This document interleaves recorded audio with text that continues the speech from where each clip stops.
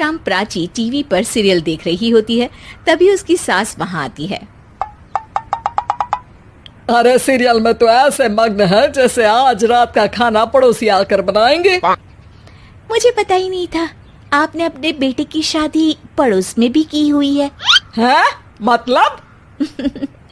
मतलब इस घर में सारा काम बहू ही करती है, आप तो सिर्फ खर्राटे मारती हैं। अच्छा जी, फिलहाल तो तुम आराम फरमा रही हो, चलो जाओ, ये मेरे टीवी देखने का समय है। आहा, इसीलिए मुझे भगाया जा रहा है। सॉरी, अब तो बिल्कुल नहीं जाऊंगी। प्राची की इस बात पर दोनों सास बहू के बीच टीवी रिमोट के पीछे बच्चों जैसे छीना झपटी शुरू हो जाती है, जिसके बीच श्लोक भी काम से घर वापस आ जाता है। आज मेरी चूहे बिल्ली की जोड़ी किस बात पर झगड़ रही है? अरे तेरे बीवी मुझे टीवी ही नहीं देखने दे रही। अरे तुम्हारी मम्मी मुझे खाना बनाने के लिए फोर्स कर रही है। अरे वाह, ऐसे बेतुके रीजन पर तो बच्चे भी झगड़ा नहीं करते। अरे मुझे कुछ मत बोल, सब इसने ही शुरू किया है। हाँ हाँ, जैसे आप तो बहुत दूध की धूली है ना। अरे बस, दोनों चुप। प्राची जाओ, खाने की तैयारी करो।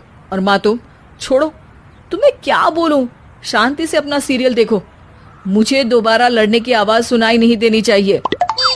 ऐसा बोलकर श्लोक वहां से चला जाता है, जिसके पीछे पीछे प्राची भी कुछ न कुछ बड़बड़ाते हुए रसोई में चली जाती है। हाँ हाँ, सासू जी को तो कुछ बोलेंगे ही नहीं, बस मुझ पर ही हुक्म चलता है, खाना बनाओ, जैसे मैं इनके घर में खाना बनाने के लिए आई हूँ। इसी तरह शाम बीतती है और रात को श्लोक और प्राची की सास खाना खाकर सोने चले जाते हैं, लेकिन प्राची गुस्से में कुछ खाए बिना काम में ही लगी रहती है। इस घर में किसी को घंटा फिक्र नहीं पड़ता, मैं खाऊं या भूखी रहूं। प्राची कुछ देर के लिए रसोई से बाहर जाती है और जैसे ही वापस आती है तो वहां दूध का भरा ग्लास देखकर हैरान रह जाती है। फिक्र पूरी है, बस दिखाना नहीं है। प्राची दूध पीकर सोने चली जाती है और अगली सुबह एक बार फिर सास बहू का कार्टून नेटवर्क स्टार्ट हो जाता है। ये तुमने ही किया है। अरे अजीब जबरदस्ती है, मैं बोल रही हूँ मैंने कुछ नहीं किया। दोनों ने मिलकर पूरे घर को पागल खाना बनाया हुआ है। यहाँ कोई नॉर्मल इंसान तो रह ही नहीं सकता, इसीलिए अब पड़ोसी क्या रिश्तेदार भी घर आने से कतराते हैं। और सुन बेटे, तू भी चंगा, तेरी माँ भी चंगी, तेरी बीवी भी चंगी, रिश्तेदार। हाँ जी, आपको नहीं पता क्या, गंगाधर ही शक्तिमान है, रिश्तेदार ही। हाँ हाँ, बस समझ गया। कभी जानवरों जैसे लड़ेंगी तो कभी जुगलबंदी करेंगी। भाई मैं आप दोनों के बीच में नहीं फंसना चाहता। सास बहू की इस मनमौजी जोड़ी से परेशान होकर श्लोक अपना सिर खुजलाता वहां से चला जाता है। चलो अब मैं भी कीर्तन में जा रही हूँ। इस पर जैसे ही सास कमरे में अपना पर्स लेने जाती है तो वहां नाश्ते की प्लेट रखी देख मुस्कुराने लगती है और नाश्ता करके घर से बाहर निकलते हुए कुछ पैसे टेबल पर रख जाती है, जिसके कुछ देर बाद सिलेंडर वाला घर आता है। ओ मुरी मैया, मैं सिलेंडर के बारे में तो बिल्कुल भूल ही गई थी। घर खर्च के सारे पैसे भी मम्मी के पास है और श्लोक से बोला तो उल्टा 4 बात सुनाएंगे। प्राची ये सोच ही रही होती है कि अचानक उसका चेहरा चमक उठता है और वो घर में आकर इधर उधर देखने लगती है। तभी उसकी नजर टेबल पर रखे पैसों पर पड़ती है, जिन्हें वो सिलेंडर वाले को दे देती है। ये सब श्लोक देख लेता है। अच्छा बेटे, इतना बड़ा घोटाला, सबके सामने मैं तेरी दुश्मन और पीठ पीछे तेरी मेरी यारी।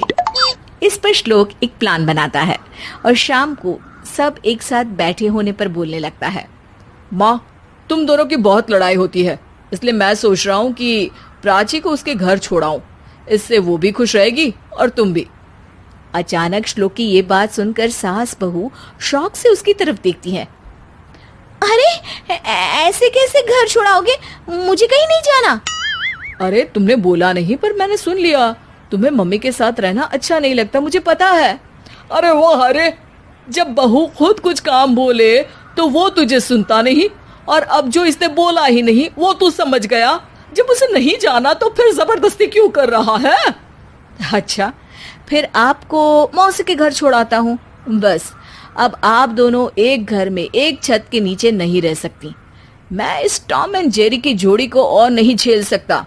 है? ऐसे कैसे नहीं रह सकते? तुम्हें इतनी दिक्कत है तो तुम्हारा बोरिया बिस्तर पैक कर देती हूँ, लेकिन मम्मी जी कहीं नहीं जाएंगी। बिल्कुल यही सुनना था मुझे। अगर दोनों में इतना ही प्यार है फिर हर वक्त ये लड़ाई का नाटक क्यों करती हो? देखा मैंने कैसे माँ किचन में दूध रखती है और तुम उनके लिए कमरे में नाश्ता रखती हो, और कैसे वो पहले ही तुम्हारी दिक्कत समझकर घर में पैसे रखकर बाहर जाती है। अरे भाई, इतना ड्रामा तो डेली सोप में भी नहीं होता जितना तुम दोनों ने इस घर में फैलाया हुआ है। तू हमें टॉम एंड जेरी बोलता है ना, तो याद कर वो दोनों भी एक दूसरे को बाहर वालों की बुरी नजर से बचाने के लिए हमेशा सबके सामने लड़ते थे, लेकिन अकेले में दिक्कत के समय मदद भी तो करते थे। बस हमारा रिश्ता भी कुछ ऐसा ही है।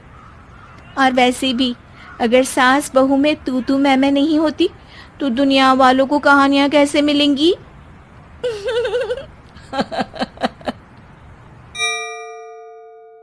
Subscribe now.